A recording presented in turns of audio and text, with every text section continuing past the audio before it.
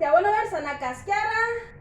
nisy vidéo nataoko tany aloha tany fa rehefa nipetraka eto ambony seza eto indry jereo tsara zao fa raha tia aoriana be ohatra zao ny fipetrahan'ny vehivavy fomba ahoana ka ny ampidiran'ny lehilahy mila miroso kely maketo aloha eto zandry mila makamorony ilay latabatra na seza na lay zay petrahana eo aloha eo indry ny manokatra fe avy eo dia zay tianareo anaovana anazy rehefa eo ambony eo mazava zay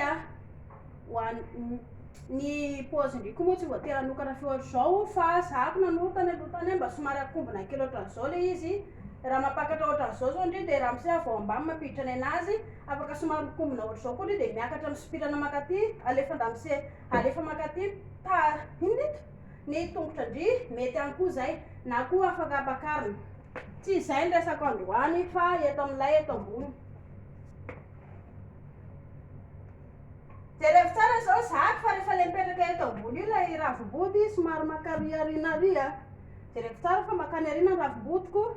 fa tsy minoatra an'izao zahako ohatr'izao paostika rehefa hipetraka eny ambony seza fa tsy izay ny andramo izay ry princesse alefa sy makany ariana ilay ravim-body le ohatra le mandrito werka alefa tsara makaty ariana ohatran'izao le izy dia jereo tsara nandeha ary mahita hoe makany ariana le izy mandritra zay jereo tsara fa rehefa kitihana le eto amin'ilay inona le clitoris rehefa kitihantsika eo rehefa kitihana eo dia mahafinaritra ny vehivavy indreo zao rehefa mipetraka ohatra zao dia mahatsapa andreo ohatra misy mikasoka izay eto amin'ny tapony eto dia misy fetanana tsara azondry zay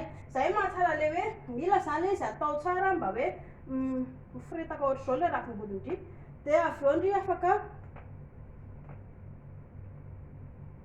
makany aloha makany ariana makany aloha makany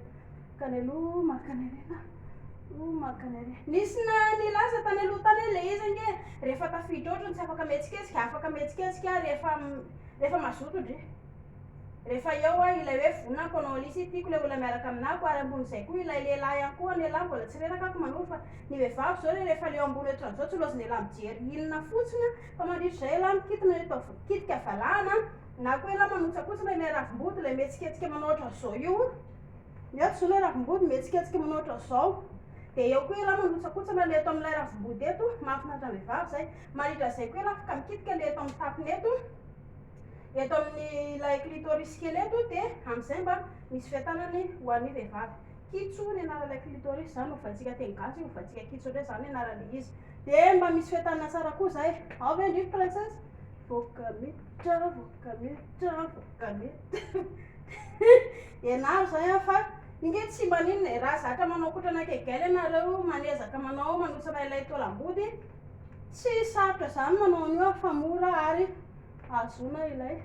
fafinaretana vokamitra